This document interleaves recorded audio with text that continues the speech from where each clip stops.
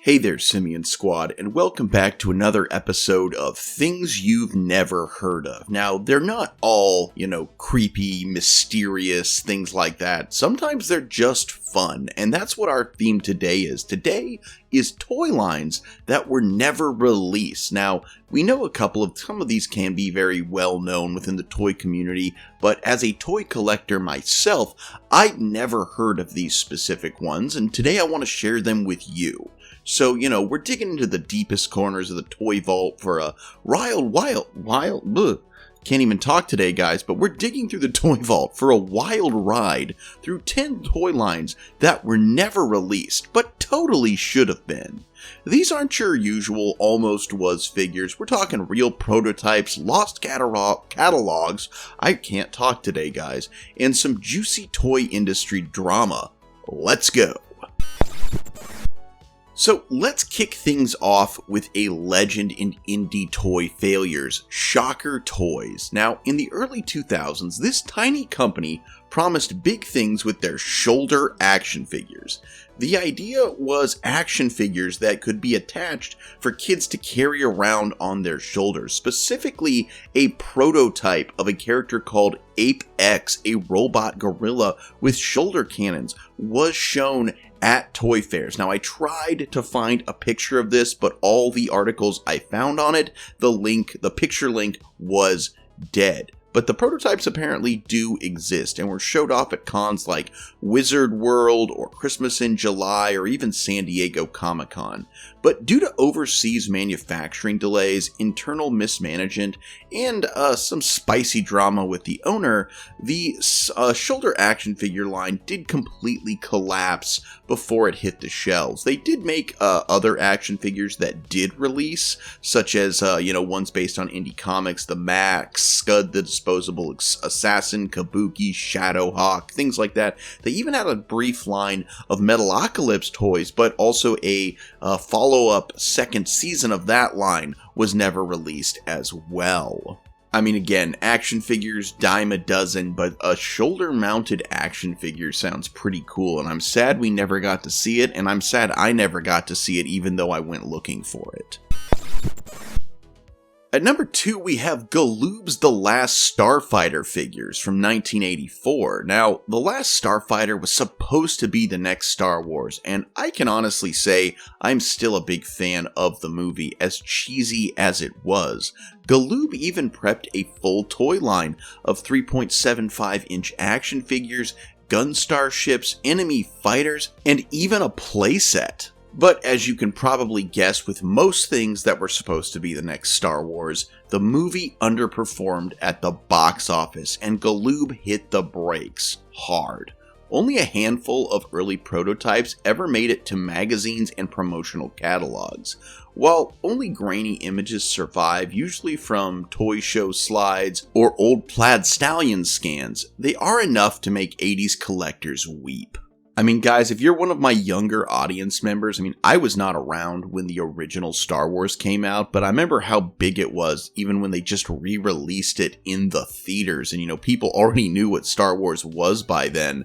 This was even before the prequels came out. But just the Star Wars was such a big thing, and it also sold toys. It sold toys so well that they couldn't even produce them in time for Christmas. And if you'd pre-ordered the entire set, you got like a cardboard cutout. While Kenner, which is actually was local to my beloved home state of Ohio at the time, had to work overtime to try and get these figures even out. There was so much demand for them. So naturally, there were a lot of movies that were supposed to be the next Star Wars, as well as to sell all these toys. And I'm not surprised that there was a potential Last Starfighter line. It would be pretty cool if they'd made it.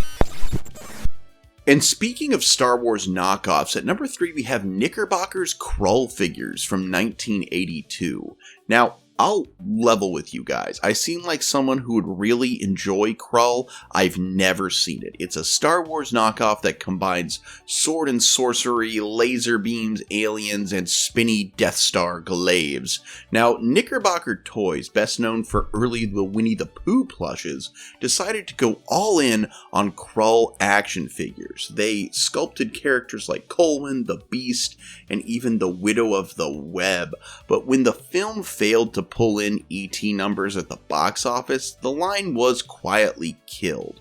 Now, apparently, in 2017, a set of painted test shots turned up at a private estate sale, and Krull collectors went nuts. Now, I tried to find those photos for you guys, but I could not. Apparently, they are locked behind being a member of certain Krull fan groups, and, I don't think I could make my way in there. As like I said, I've never seen the film, but I definitely think I should. It's definitely on my list. I do love Star Wars knockoffs, both the good and the bad. But it's definitely one of those things too. Like I said before with Last Starfighter, some of these movies were just made to sell toys, but sadly the public just wasn't biting. Now at number 4, sorry, I can't speak today, guys. I don't know why. At number 4, we have Soda Toys Micronauts Evolution, which was supposed to come out somewhere between 2005 and 2007. Now, Micronauts, I never played with Micronauts, but I can only think of Venture Brothers' Carnal Gentlemen's toys that hadn't been invented yet. Micronauts! But Micronauts weren't just a toy, they were a lifestyle, is what I kept seeing. In the 2000s, Soda Toys tried to bring them back with Micronauts Evolution, a darker, grittier take on the classic line, and I was able to find the prototypes, and they were stunning, more detailed, more articulated, and aimed squarely at adult collectors. But a tangle of licensing issues between Takara, Abrams Gentile, and Hasbro made the project a legal nightmare. Retailers got nervous, and the figures never made it past San Diego Comic-Con display cases. Again, while not a Micronauts fan myself, as someone who loves toys and has collected them for a while now, I have switched over mostly to miniatures and then also anime figures, but there for a while I was trying to reclaim all the toys of my childhood, and I know Micronauts was a big part of a lot of people's childhoods, so I'm sure people would have really loved if these had actually come out. At number 5, we have Ideal Toys RoboForce add-ons. Now, you might remember Max Steel from 1984's RoboForce. Suction cup bases, accordion arms, and names like Enemy the Dictator. Super cool name, right? But what you might not know is Ideal Toys did have more in the pipeline. Cancelled characters like Plunder, Sludger, and Tiltor were designed and prototyped before the line got scrapped due to low sales. But we have found scans of like mock-ups, color tests, even what was supposed to be in a catalog for ordering these toys. You guys remember the Sears Roebuck catalog? Things like that used to be how you'd get your toys, but in recent years we found information about these, but the actual prototypes have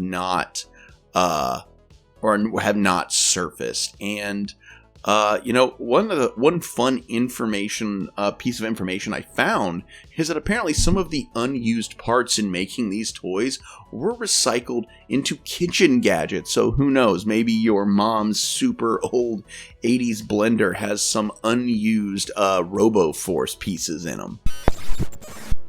At number 6, we're going back to Galoob with Star Wars The Next Generation Wave 2 from 1988. Now, before Playmates took over Star Trek toys in the 90s, Galoob gave it a shot. They released a small wave based on The Next Generation's first season. But plans for a second wave were far more ambitious. We're talking Wesley Crusher, Romulans, Klingons, and even a bridge playset with blinking lights. But poor sales, spotty distribution, and slightly off-putting Riker sculpts from Mint Wave 2 was shut down before pre-orders even began. We have seen some leaked catalogs and prototype photos that have surfaced on TrekCore and the Replica Prop Forum. We even have a picture here of the Wesley Crusher prototype, which apparently is one of the rarest action figures, as only like 12 were ever produced. So if you've got one of these, you're doing pretty well. You might be sitting on some money there. At number 7, we have the Toy Kings themselves, Hasbro, with Hasbro's Trashion Alley. Trashion? I'm thinking it's Trashion, and you'll see why here in a second. Alright, so here we go, because Trashion Alley is bonkers. The Hasbro trademarked this brand in 2018 for a line of dolls described as eco-punk street fashionistas who recycle trash into trends. Now, and if you don't get what that means, apparently it was like fashion dolls where the girls were anthropomorphic rats. So that sounds weird enough, but it gets weirder. Factory reject prototypes without heads or limbs did start showing up on AliExpress.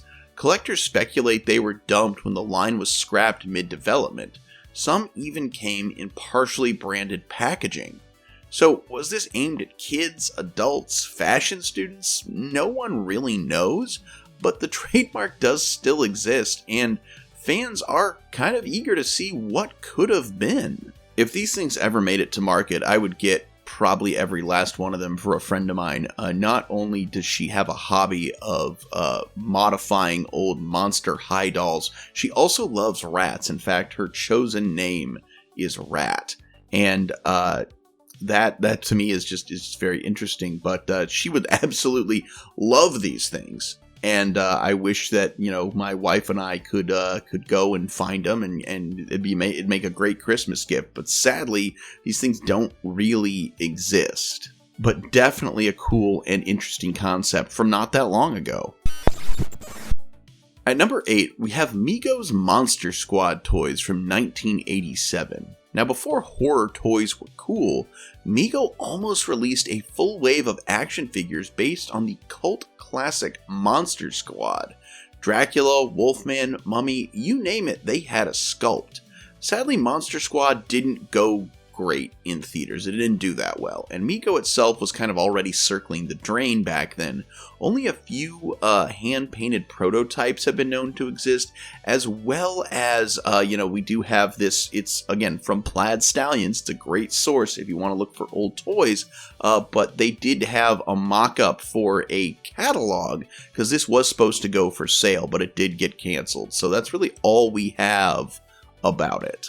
Again, 70s, 80s, 90s, it seems like a lot of shows and movies, and sometimes this was 100% the truth, but it seemed like these things were just made to sell toys. I mean, if you watch the Toys That Made Us, or whatever the show's called on Netflix, you'll see that a lot of times it went hand in hand. You had to have a show if you were going to have a toy line. And that's how it worked. But unfortunately, a lot of people seem to forget you had to actually make something people wanted to see for it to then translate well into a toy line. And once again, we had a failure with that. At number 9, we have once again Galoob with Galoob's Dinosaurlings / Dino Saucers. Not every dino gets to ride a laser tank.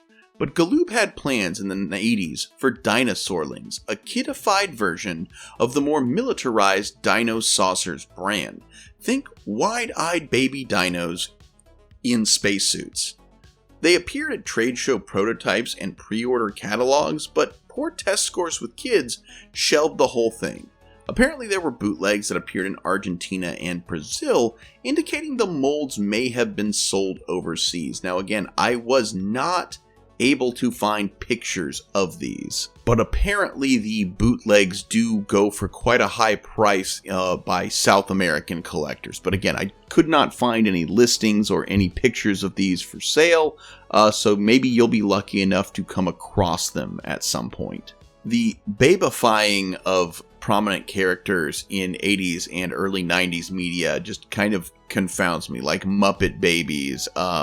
There was, not babies necessarily, but a pup named Scooby-Doo, things like that. It's just kind of like, there was Jungle Buddies, Jungle Babies, which was like little kid versions of Jungle Book, which was also kind of weird, but it just seemed to be a thing back then. But apparently, as far as Dino Saucers went, the kids just weren't feeling it.